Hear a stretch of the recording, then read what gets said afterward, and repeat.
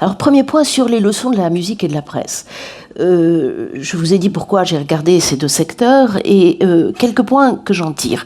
Le premier point qui est très frappant, c'est à quel point, quand on passe d'un univers physique vers l'univers virtuel, en quelque sorte, la variété des modèles. Il n'y a pas un modèle.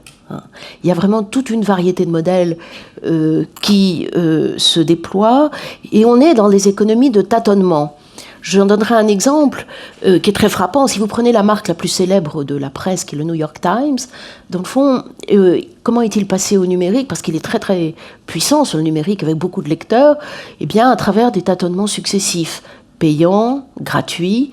Au départ payant, ensuite il s'est dit que la gratuité pourrait être compensée par les flux publicitaires étant donné le nombre d'utilisateurs du numérique, et puis il s'est aperçu que ça ne marchait pas parce que malheureusement la publicité sur Internet, comme il y a des milliards de pages en concurrence, vaut beaucoup moins que sur le papier, donc rentrez pas dans ses frais, donc il est repassé au payant, et avec là aussi des tâtonnements pour savoir quel modèle du payant. Il est arrivé à un modèle où en gros vous allez, il y a de la gratuité, et au bout d'un certain nombre d'articles que vous avez consultés par mois, on vous demande de payer. Donc c'est d'ailleurs le modèle qui aujourd'hui s'impose, mais avec toutes sortes de variantes et plein d'autres modèles autour. Autrement dit, une variété de modèles. Deuxième leçon que j'en tire, c'est qu'on ne peut pas transposer ce qui se passe dans le monde physique, ça ne marche pas.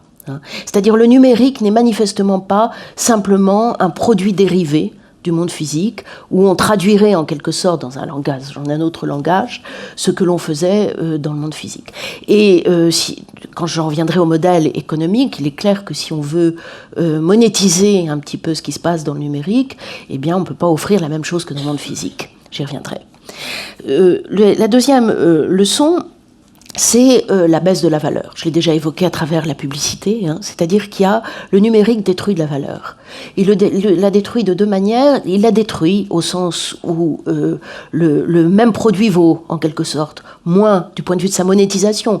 C'est évidemment pas la valeur de l'œuvre en tant que telle, mais la monétisation va se faire à un moindre prix. Alors vous allez me dire, mais les coûts sont plus faibles, mais quand même, il y a de la destruction de valeur, il y a de la destruction d'emplois, etc. Il ne faut pas avoir une vision angélique du numérique. Donc une destruction de valeur, d'une part, et puis d'autre part, une fuite de la valeur, c'est-à-dire que les acteurs traditionnels, par exemple des industries culturelles qu'on identifie assez bien, on voit bien qu'ils vont être obligés de rétrocéder une partie de la valeur créée, qui en plus est plus faible, à des acteurs, à des nouveaux entrants en quelque sorte, et notamment aux géants de l'Internet. En particulier Amazon, d'où tous les débats qu'on peut avoir aujourd'hui, que ce soit Hachette et d'autres, avec Amazon. Le troisième élément qu'on peut tirer, c'est la variété des nouveaux usages, mais il y a un point sur lequel j'insistais, et au moment où j'ai écrit ce livre, il n'y avait pas encore le fameux Kindle Unlimited pour les livres, c'est le streaming, c'est-à-dire le téléchargement, l'écoute sans téléchargement dans la musique, qui est vraiment le modèle qui s'impose aujourd'hui, les abonnements illimités. Pourquoi ils s'imposent? Parce que ça correspond manifestement à une demande sociale, en quelque sorte. Ça permet de monétiser, certes très mal, les usages, et ça permet de lutter contre le piratage. Et c'est vraiment quelque chose qu'on voit monter dans le secteur musical, et qui va poser question, évidemment, pour le livre, alors ça existait déjà pour le livre, mais depuis que Amazon le fait, évidemment, le problème a pris une toute autre allure. Autre élément qu'on peut tirer des leçons de la musique et de la presse, ce sont justement, j'évoquais le piratage, les erreurs qu'on a pu faire par rapport au piratage. Le piratage, c'est très compliqué. Alors, je ne vais pas m'étendre là-dessus, j'ai choisi de ne pas m'étendre, mais on pourra en parler tout à l'heure. Le piratage, c'est un vrai sujet, c'est incontestable. La destruction de valeur par le piratage, elle est très discutée chez les économistes, mais en tout état de cause, ce que l'on a pu voir avec la musique, c'est que si on prend de front le piratage en considérant tous les, entre guillemets, pirates comme des pirates, justement, on n'y arrive pas. C'est-à-dire que sanctionner de manière un peu unilatérale, ça ne marche pas. Ce qu'il faut aller regarder, c'est d'autres choses.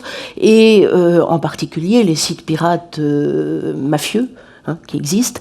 Et donc il y a vraiment toutes sortes de questions par rapport à la manière dont la guerre a été menée contre le piratage, qui a conduit à mettre des DRM, des protections technologique, si vous voulez, sur les œuvres, qui faisait que finalement, les gens qui achetaient leurs œuvres bien gentiment, ils ne pouvaient pas les passer d'un matériel à un autre, alors que ceux qui les pirataient pouvaient le faire. Et il y avait une espèce de punition pour la personne qui faisait les choses légalement. Et ça me rappelle d'ailleurs quand j'avais rencontré la commission Lescure, qui travaillait pour le ministère de la Culture, j'avais dit, il y a une chose qui me frappe beaucoup chez les professionnels de la culture par rapport au piratage. Regardez, quand vous achetez un DVD de manière légale et que vous le mettez sur un lecteur de DVD, la première chose qu'on fait, c'est de vous engueuler, c'est de vous dire attention, vous n'avez pas le droit attention aux contrefaçons, vous n'avez pas le droit de faire circuler, de faire des copies illicites de ce DVD, etc. Autrement dit, vous avez en toute bonne foi acheté un DVD et on commence par vous faire la leçon. Donc là, je crois qu'il y a à renverser les choses. Autre leçon, ce sont ces phénomènes de disruption que j'évoquais tout à l'heure. Prenons la presse, par exemple. On voit, par exemple, qu'est-ce qui s'impose aujourd'hui? Ce sont des journaux démantelés.